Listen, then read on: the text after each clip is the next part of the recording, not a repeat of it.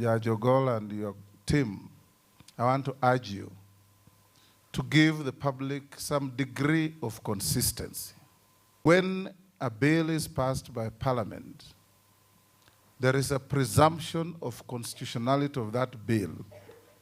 And anybody who comes to court to challenge it, and as they should, because Kenyans have the right to come to court and challenge the constitutionality of any bill. The moment such a matter is brought before you, in my view, I commend the judiciary for the admirable work that it has done in discharging its onerous mandate of enforcing the Bill of Rights. Time and again, as expected by the framers, the elastic limits of our Constitution have been tested. Invariably, the judiciary has risen to the occasion over the last 14 years and guided the nation on the constitutional way forward without fail. The judiciary has stood as a bulwark against any threats to the rights enshrined in the Constitution. During the 3 changes in its leadership, it has guided us on key jurisprudential questions, including those touching on legislation by Parliament. In particular, the Supreme Court has recently guided on the parameters that a court should consider before declaring a statute to be unconstitutional. The judiciary has stood as a bulwark against any threats to the rights enshrined in the Constitution. During the 3 changes in its leadership, it has guided us on key jurisprudential questions, including those touching on legislation by Parliament.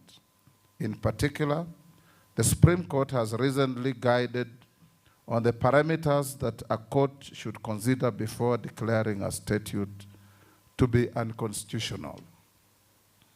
This is one area where Judge Ogol and your team, I want to urge you to give the public some degree of consistency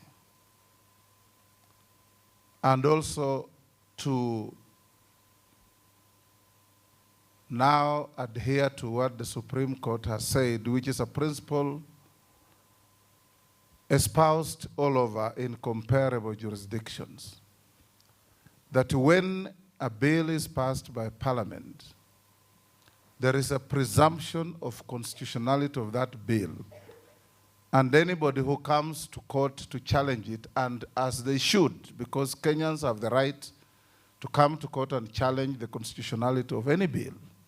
The moment such a matter is brought before you, in my view, and in view of now the Supreme Court, it automatically raises tribal issues. And it's good to hear both parties before you make a declaration. I'll give you an example of a bill that was frog-marched to court to be declared unconstitutional. The bill had 68 sections, and the challenger pointed out 18 of those sections as being unconstitutional. Strangely, the judge declared the entire bill unconstitutional, even the uncontested sections. And you know, in Parliament, we vote on each and every clause of a bill, including the title. So I want to believe that the judge, in his or her wisdom, found that even the title of the bill was unconstitutional.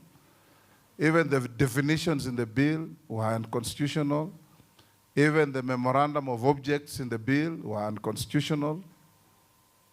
Even the saving clauses, even the commencement date were unconstitutional. I found that a bit strange. But the Supreme Court has put some direction to that. Honorable judges, in our work as Parliament, we have been keen to ensure the discharge of our legislative representation and oversight roles upholds fundamental rights and freedoms to the fullest extent.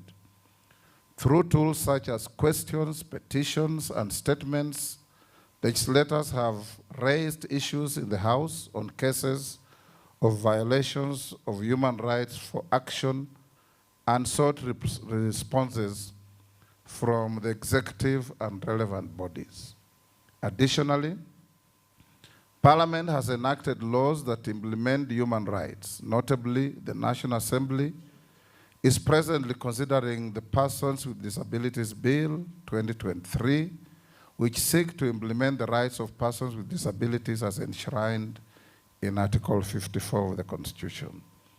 With respect to oversight, Parliament and its committees have conducted various inquiries and investigations on violations of human rights and commended the appropriate action and remedies to these grievances. Presently, committees of the National Assembly are engaged in inquiries relating to alleged human rights violations by the British Army Training Unit in Kenya and the alleged historical and systemic dumping of toxic waste in the northern parts of the country.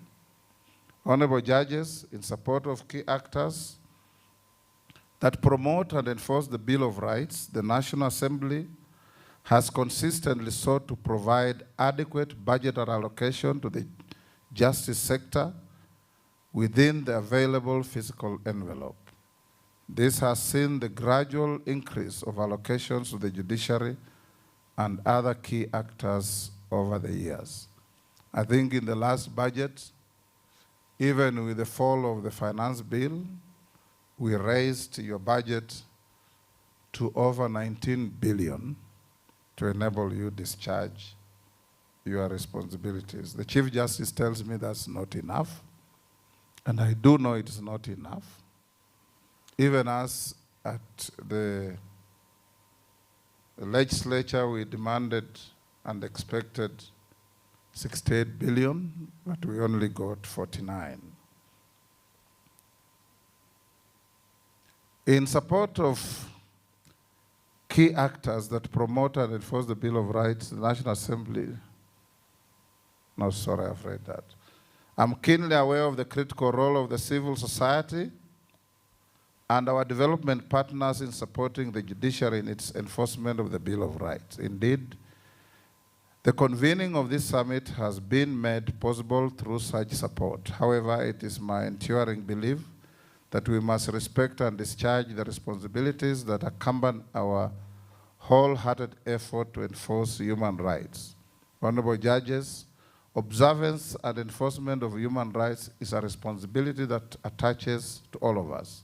In addition to highlighting any real or perceived violation of human rights, I wholly encourage the civil society and other development partners to lend their voice in condemning injustices committed against state actors and private individuals whose rights are negatively affected by the actions of other citizens. For some reason, a demonstration to enforce a particular right is not deemed as successful or impactful in this country unless there is destruction of property or loss of lives. Those of you who travel to the UK, outside the House of Commons, there is a square where people who want to picket and demonstrate come there, carrying their placards, hurl all sorts of obscenities at their lords, the House of Commons members, the state, including the Prime Minister, including the Queen, now the King. And when their time allocated is over, they quietly walk away without hurling a rock, without the police brutalizing them, without any confrontation with anybody. I wish it was the same in this country. Kofi Annan always prided himself as a man with a soft voice, but a strong message. You don't have to hurl a rock at a person you are talking at for you to make your point. All you need to do is to be heard. and demonstrate that this is the way you want things to be. So we would also want to hear the voice of the civil society, you, the law lords, on how we can bring order to our right to picket, to demonstrate, to sit in without destroying property, without deaths, and without unhelpful confrontations between the police and the citizens.